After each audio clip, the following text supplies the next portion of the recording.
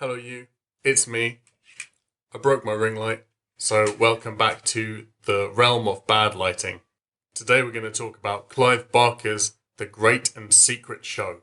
I love Clive Barker. I'm trying to work my way back through all of his stuff because he's announced that he's back in the writing game. He has got book releases next year, which is very exciting. This is the first book in an incomplete trilogy as well, and I have every bit of faith that he is going to release book 3 sometime soon. So that's why I'm jumping on the bandwagon with this. Also, everybody get back on a Clive Barker hype because next year, Jordan Peele is taking his crack at readapting Clive Barker's short story, Sweets to the Sweet, which is Candyman.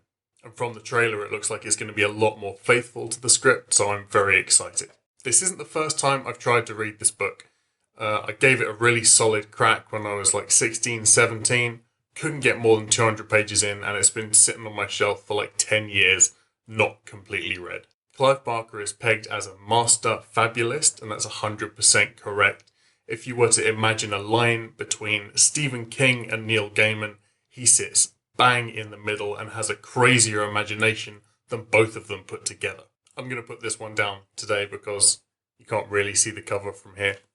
There's really nothing out there at all like his short stories and his novels. He's so original. From how absolutely wild and out there all of his concepts are, it feels to me that he probably either takes a lot of inspiration from dreams or just sees the world very differently than everybody else through this shattered lens that results in a lot of beautiful writing, regardless of how horrifying the subject matter might be. We enter the story following a man called Randolph Jaff, 40-something, down and out, directionless, strange and lonely. He's hired by a post office in Omaha in the US to sort through rooms and rooms of mail that's been abandoned, lost in the system, just sort of circulating for years and years. As he opens the letters, he finds love letters, confessions, venomous notes, the ramblings of what appear to be just crazy people. And he starts to glean information that underneath our world, there exists something else, but nobody understands it completely. Everybody has 1% of the bigger picture.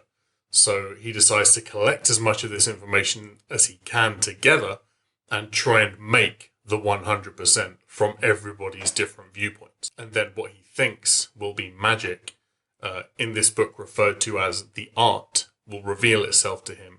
And he'll have a purpose. And so naturally for me, it's what I would do. He dedicates his entire life to the pursuit of this, goes off in search of it, and he has very little care about who he steps on his way to the top. Jaff pieces together that behind our world, there exists a place called Quiddity, a dream sea and an island made of pure thought and imagination, from which all ideas, all physical forms springs. It's the source of everything. If this place were open to humanity all the time, the human race would go insane.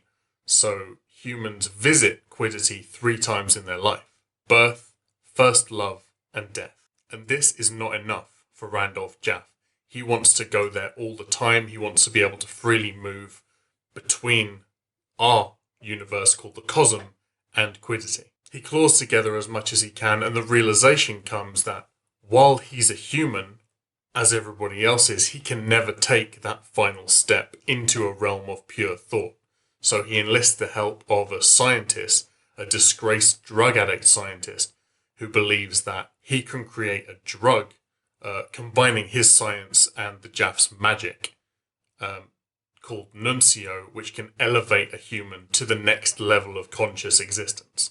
In a sudden conflict, the scientist Fletcher and Randolph Jaff, now just known as the Jaff, are both exposed to the drug, which essentially makes them demigods, totally equal demigods, with incredible magical capabilities. It exaggerates their personal qualities, and they realize that they are the total polar opposites of each other, and the existence of the other is a threat. Jaff, who has lived a life of fear, directionlessness, becomes a dark being who locks together in battle with Fletcher, who is a being of hope and light. They wage a war across the United States, completely equal, neither being able to gain the upper hand, and completely exhausted, fall into a deep sleep still locked together in a place called Paloma Grove, California. They sleep locked together for decades until they can use their illusion powers to lure 4 girls who are friends down to their place of sleep, use their magic to essentially impregnate the girls, with the logic that if they're too weak to escape each other, the smart thing to do is to create progeny which can come back and aid them in their fight, so they create children. The girls they use and assaulted understandably drift away from Paloma Grove as it's a place of trauma for them. 17 years later, 2 of the offspring come back, a son of Fletcher and a daughter of the Jaff, and much to the fury of their fathers, fall in love. They become the centre of a series of events that could lead to the destruction of Quiddity and our world, and a threat that's arriving from the far side of the Dream Sea to take the cosm for itself. That's really as much as I can say without spoiling the entire story. I know that section was quite a long one, but this book is so huge in scope and imagination that it really does kind of need a detailed introduction just to understand what the premise is. Clive Barker often referred to this one as the most difficult book he ever had to write. This is a world-warping, apocalyptic-level fantasy horror novel, and while horror is not one of the main elements of it, I think it features heavily enough in all of Clive Barker's work, even if just in imagery, that it's worth mentioning. So even though this book was exhausting, it's like 700 pages, I liked it a lot more this time than the first time I tried to read it. I think part of it for me is the first part of the story leading up to the conception of Fletcher and the Jaff's children feels like it was told a long time ago. It's got a very myth-like quality to it. And after that point, when the story centres around their children instead of them, the style kind of shifts, and I think that threw me a little bit as a kid. So things I liked about this book and things I didn't like about this book. I loved the magic system. I like how unclear it was and how undefined it is, and how dependent it is on the qualities of each character that uses it as to the way it works. Each instance of magic doesn't give you a better understanding of the system, but more a better understanding of the people that are using it. I love Barker's writing style. I love that it's written in third person. I love that even in scenes where you have a lot of characters, it's not single character centric, and you do get the internal monologue of various people within the same scene. So it very much allows you to sympathise with a lot of people at once. Noises outside. It's a very fast-paced book. After the initial scene setting of the story, the main portion of it takes place over a few days.